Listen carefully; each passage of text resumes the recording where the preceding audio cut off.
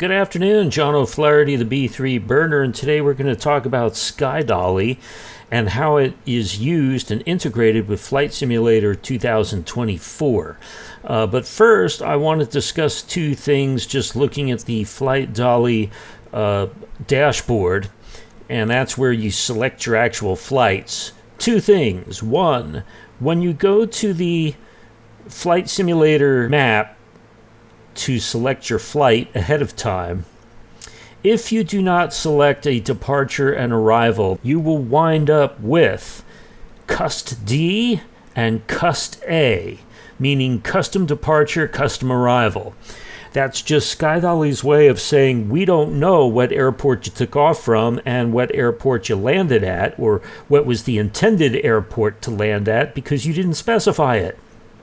So if you want it specified, you're going to have to do it in the pre-map, where you select both a departure and an arrival. Now, in the top example over here for flight number 1, which, flight number 1, I selected Redding Muni, KRDD in Redding, California, and I selected Redding as my return flight. So it was Redding to Redding. I just made a circular loop around the airport and landed again. So it said that my departure was KRDD, and it said my arrival was takeoff. My guess is it knew it was KRDD and that I was returning on a circuit to basically land where I took off. That's all I could figure. I would have rather it said KRDD to KRDD, but that's the way it works. So be wary of that. If you do not select departure and arrival airports, it just says custom departure, custom arrival, like these two down here. The second thing I want to make you aware of is, see this play button? It's gray. When I go to play back the simulator isn't up right now, so I can't drag this across. But let's say I was able to, and I got all the way to the end, and I said, okay, that's a nice flight, let me play it back. Notice that when I play it back, or drag it back, well, okay, it doesn't do it because we're not actually playing a real flight. But if we were playing a real flight, the green arrow turns gray, just like I manually did it there. Only it does it automatically when you're in the simulator.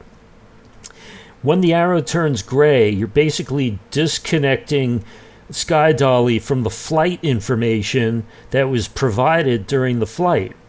So the airplane drifts off on its own, and if you're not careful, it's going to crash. I discussed that in an earlier video about a year ago. You might want to check that one out if you need any further explanation on that. I don't want to go into it all over again, but basically, Dolly doesn't record video, it records flight data information.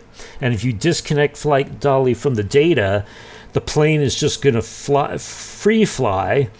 The good news there is you can grab it and fly it again yourself. So if, let's say, you had a bad landing and it wasn't as good as you liked, you can try again and land it the way you want to land it, hopefully better.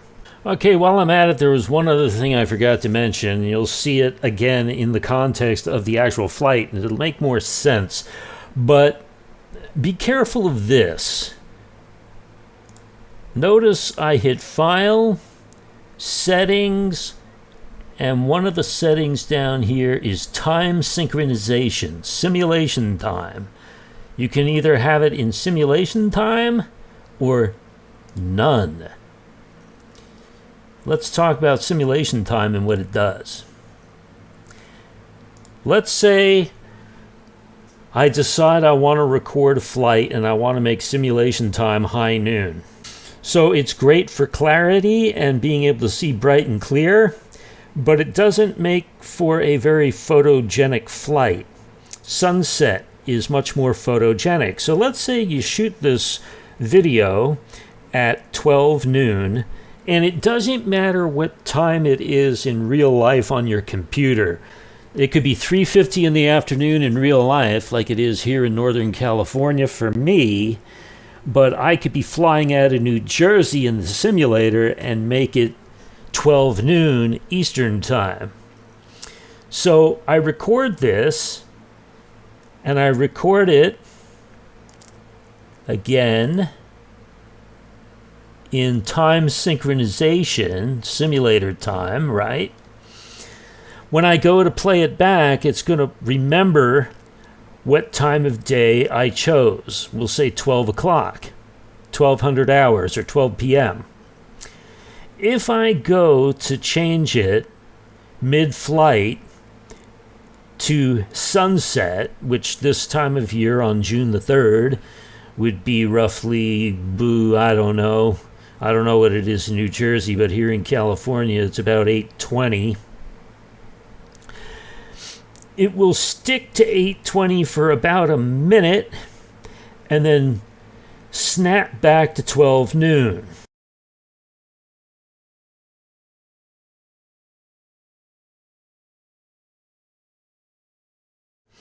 I change time of day in the middle of the flight when it's synchronized to 9:13 in the morning. I open up this and I want to move my time of day to sunset, right? And say, hey, that's more picturesque. I like that. And I want to make it 8:07 p.m. It says 8:07, and the plane's getting ready to move, and watch what happens. It might take a minute, but this 8:07 is going to snap back to 9:13. So he's getting ready to take off. That was the sun. Don't know if you can see it. No, too late.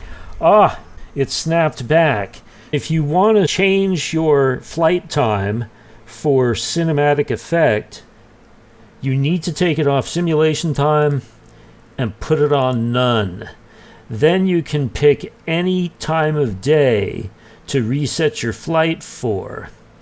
But if you want to get it back to what it says, because let me show you this. It's going to use a timestamp of some sort, and if you want to identify the flight by the timestamp and you want to see it start when it was programmed to start, then you're going to have to go back to time synchronization simulation time. So I can see times where you want one versus the other.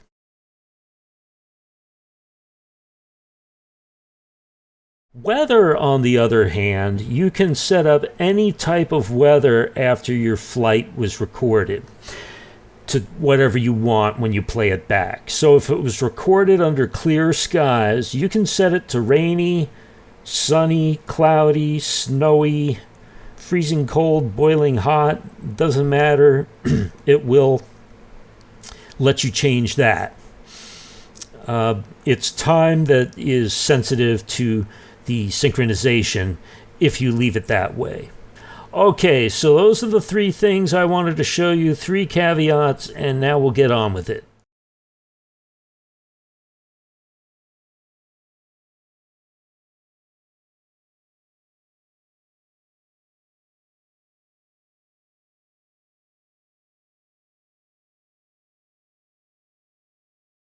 Okay, so here we are at Come Hell or High Water Airport. Actually, I think it's called Hell or High Water. It's a private airport up in the mountains of northwestern California to the west of Redding by quite a few miles, because Redding's in the Central Valley and it's flat land. It doesn't look anything like this with tall trees, and this looks more like the Sierra Nevadas. Only we're at 2,400 feet MSL, and what I want to show you is how you set up cinematic shots. So the first thing we do is we hit play, and we make sure that it's on play. Now, this is on my second monitor, which isn't being recorded. And notice my arrow is small and kind of pointed up. Now it's pointed a little bit more to the left and it's bigger. Always make sure that you have a bigger arrow to ensure that you are on the simulator.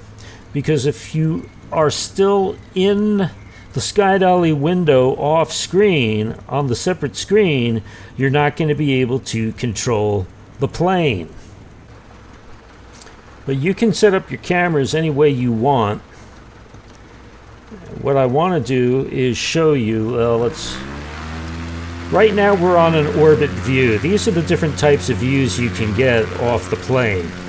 You can set up in the orbit view anytime you want. Remember, this is recording flight data or playing back flight data from a flight that was already recorded and flown. So you have to kind of be concentrating on the aircraft and inside of it while you're flying it the first time around. But the second time around is a free-for-all where you get to piddling around with the camera views. I can move inside the cockpit and move around, which I think I already demonstrated. More importantly, I can hit the end button. Oh, be really careful with the end button. If you are not on the simulator but still in the Sky Dolly dashboard, hitting end brings it to the end. And also happens to be my hotkey for drone view. And once you're in drone view, an interesting thing happens. Now I can get above or below my aircraft. Now we're going to go above it.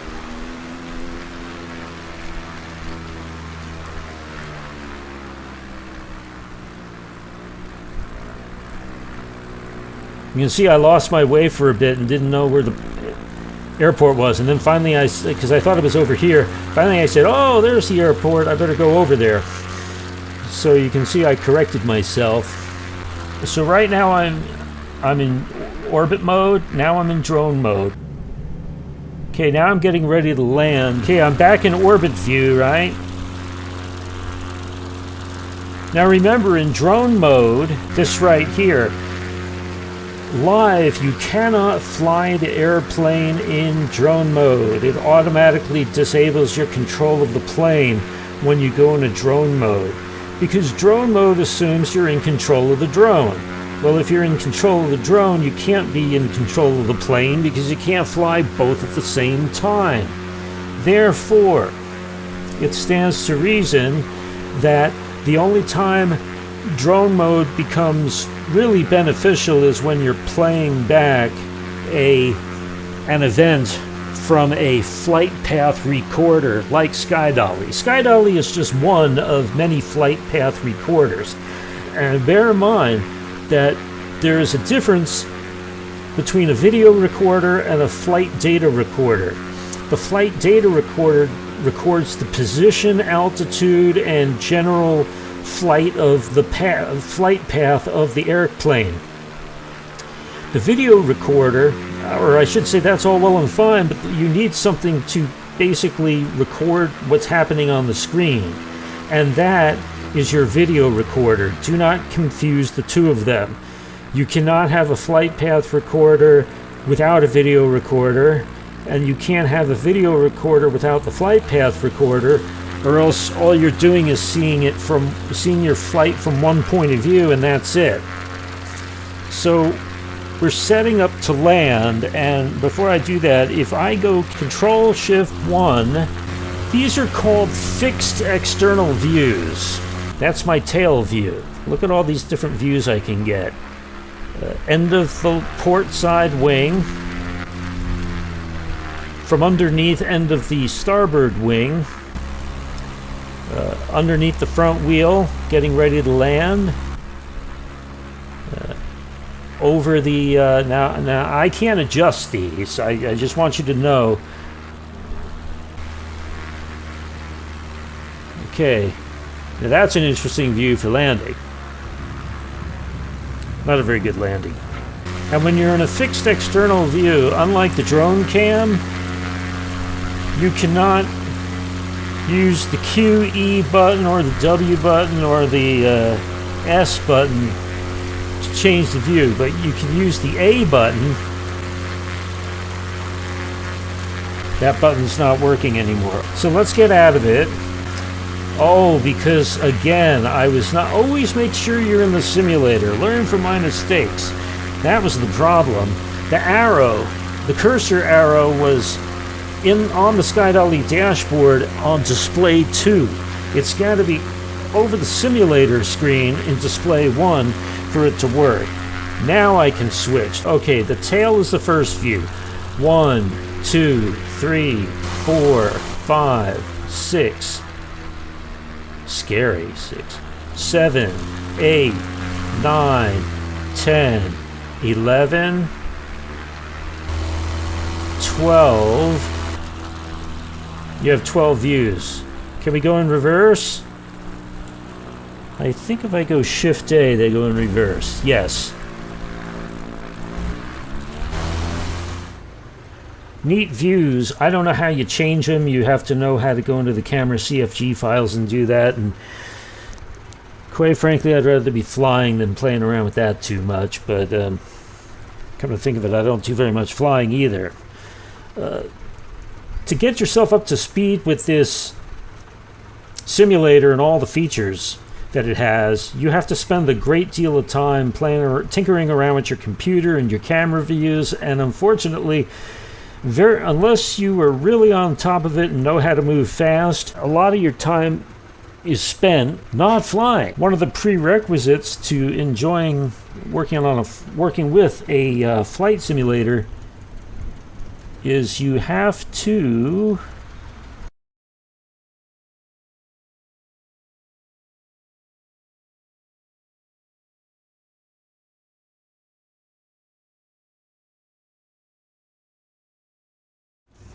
So I'll show you how this works. How do we capture a cinematic view of the aircraft flying by a fixed camera on the ground?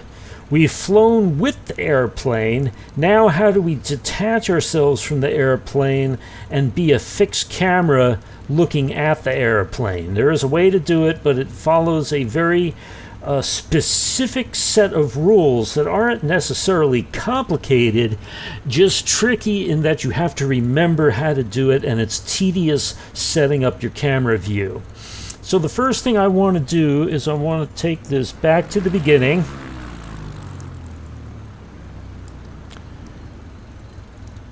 I'll get it right to where before it starts to move. Oh, right about there. And I'm gonna hit. Come on. I'm gonna hit pause.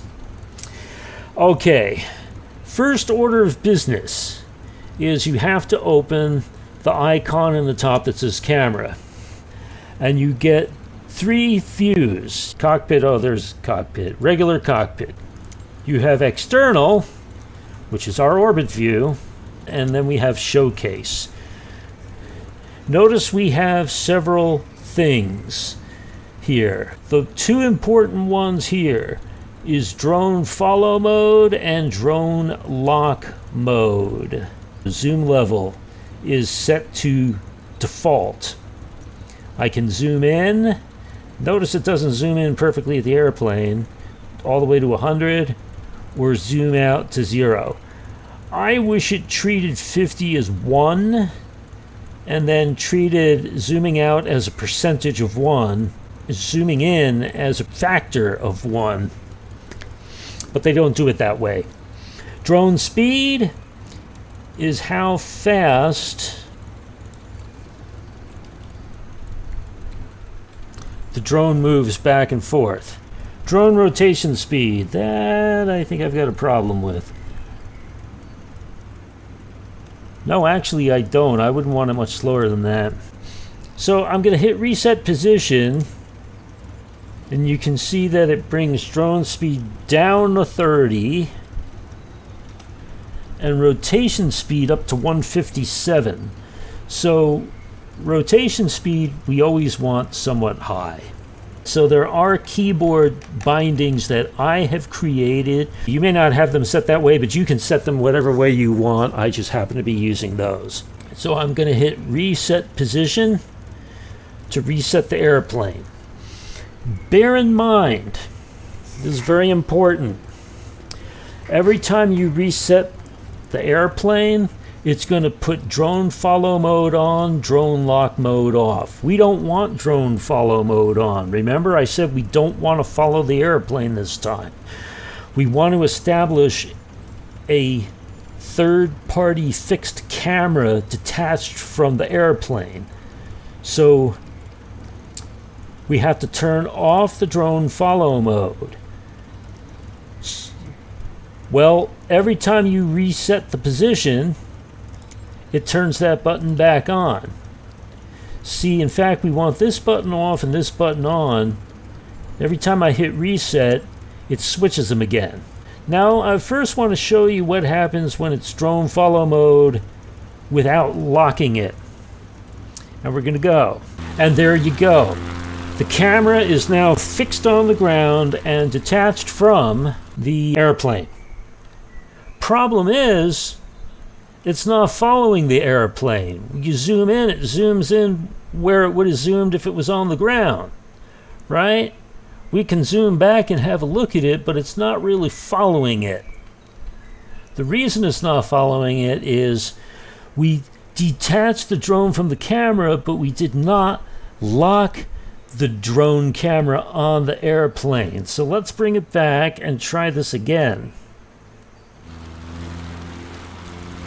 There we go. Now we're going to lock it. Now it knows to follow the aircraft. Sorta, kinda. I think the reason it favors the left side of the screen is because... Yeah, it's favoring the left side of the screen because we didn't straighten it out from the beginning. And there it goes, nice cinematic shot of it just flying below the sun.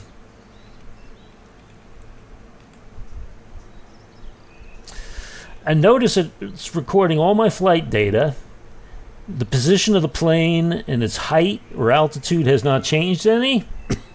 The only difference is the camera angle, and that's the beauty in this. Ideally... nice flyby. Yeah, see, it wasn't set on the plane because I...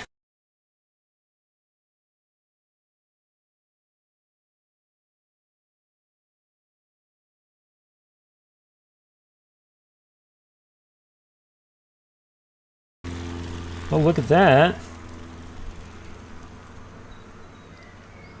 Oh, that's kind of freaky. How come all of a sudden I can move? I don't know what happened there. Basically what happened is the whole thing got off track.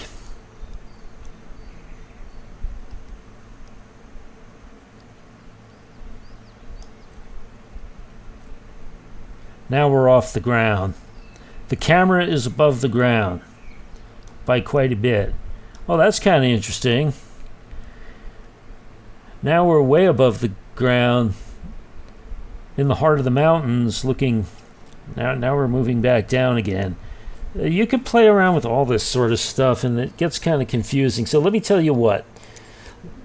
We never really had the camera centered on the aircraft. So we're going to back it up.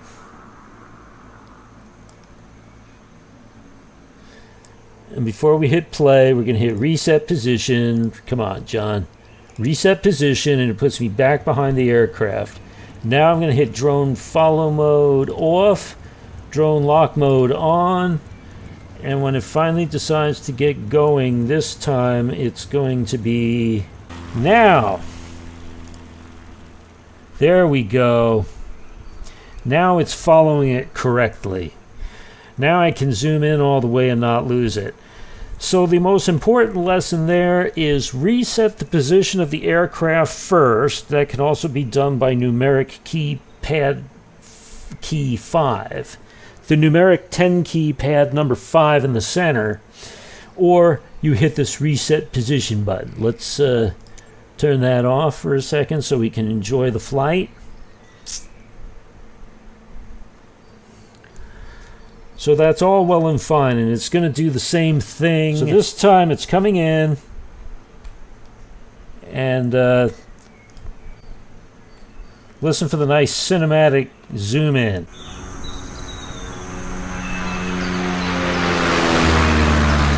There we go, and it followed it beautifully. Nice Doppler effect that you would hear if you were watching an airplane go by from a fixed point of view on the ground.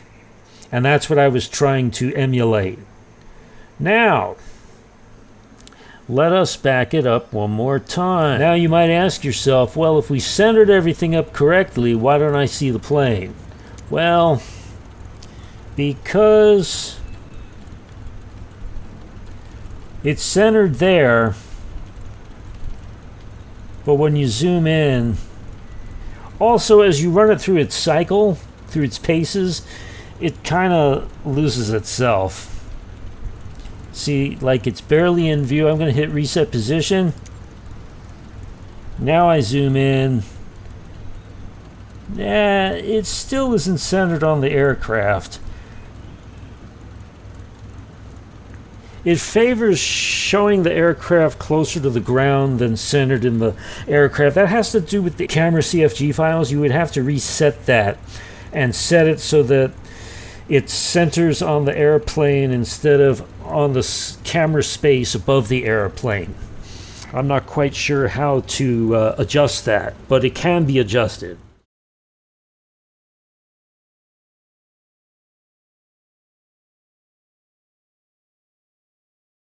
So now I want to show you what it's like if I were to change my point of view.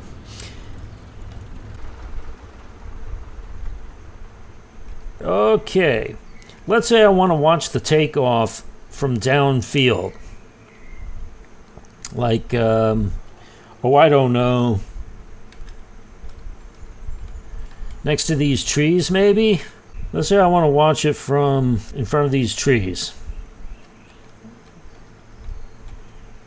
It's an exciting day at the airport. And, you know, I've got a picnic lunch by the weeds. There we go. So I want to watch the plane take off from a different location. I can set my location ahead of time. Always hit reset position to center your aircraft after your previous flight. Hit drone mode off, drone follow mode off, drone lock mode on. Turn that off. Hit play. And prepare to see the show. Always click on your mouse on the main screen. Okay, here we go. I'm going to turn up the volume. Here we go. Then we'll follow him again.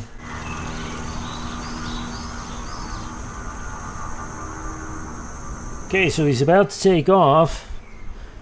Now let's say I want to change my perspective completely. There we go. That's the house. Right?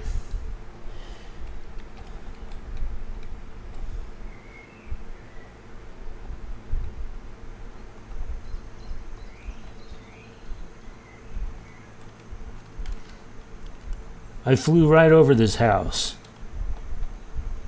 Beautiful house. I couldn't afford to live here. I don't think. Okay, so I'll get on the west side of the house so I can kind of see what's going on. Come on, John. Come on. There we go. Right? It takes a while to set these camera angles up. Now I zoom in and I can't even see the plane. It's back there somewhere. Okay, here we go. I'm going to hit play. And there we go.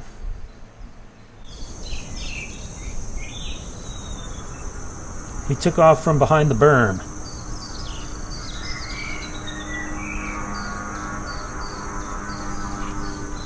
There he goes. He's turning right over me. Remember, this was the house we saw out the window.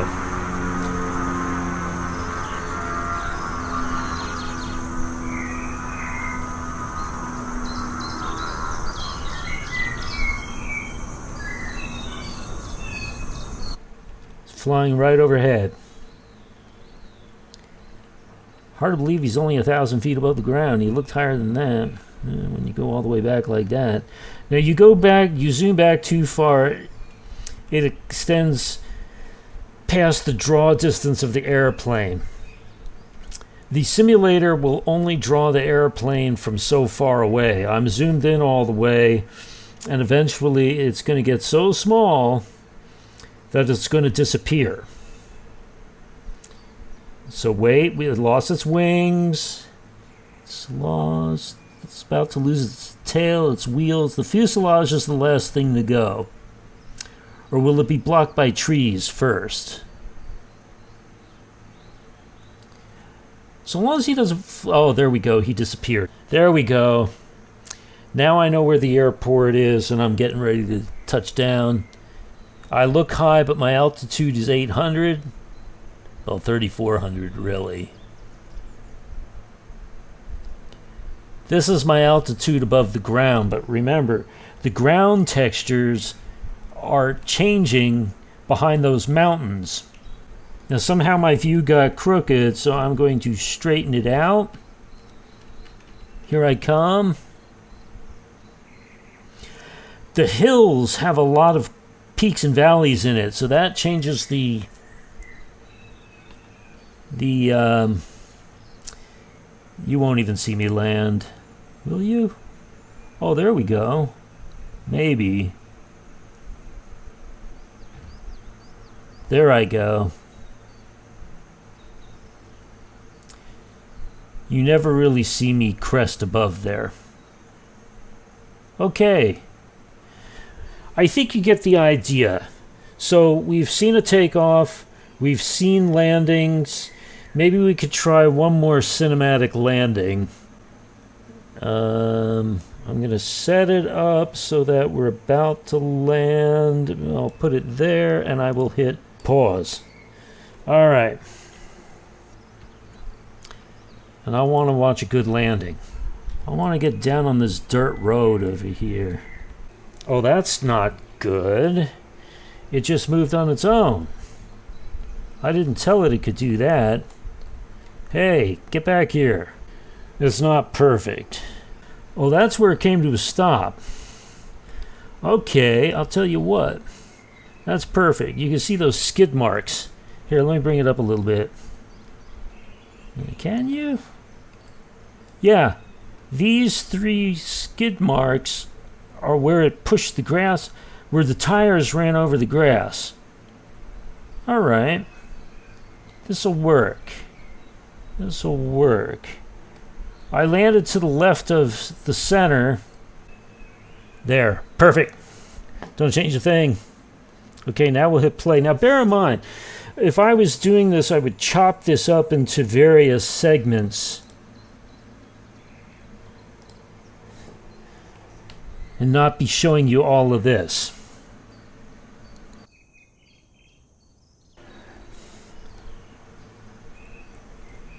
Here I come.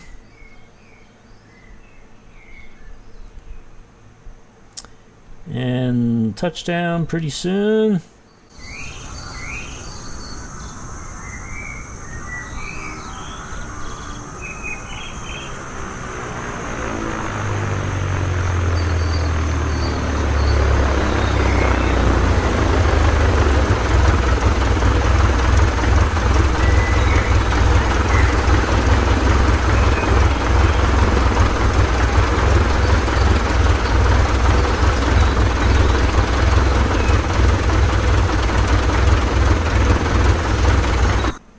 And listen for the Doppler effect.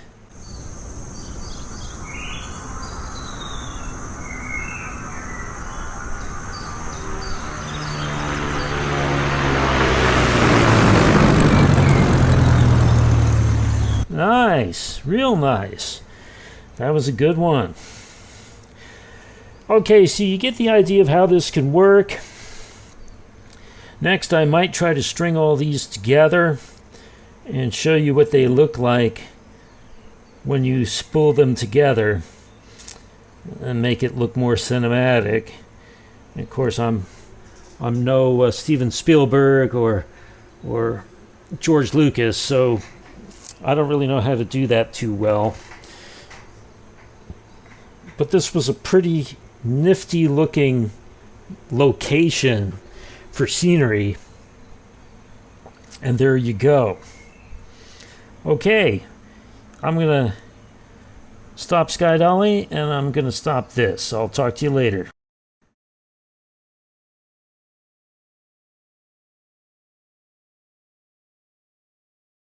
Now we've just seen how to set up and record various camera views on the screen recorder while playing back a flight whose data was recorded on Sky Dolly. We now leave the picturesque landscape of 45 Charlie Lima, Heller High Water Airport, and move over to the more structured Kilo Romeo Delta Delta Reading Municipal Airport. Here we put my newfound expertise into use, and I'll show you what completed edits of takeoff and landing from different camera viewpoints looks like. It's actually a very quick result, despite the time it took to set up.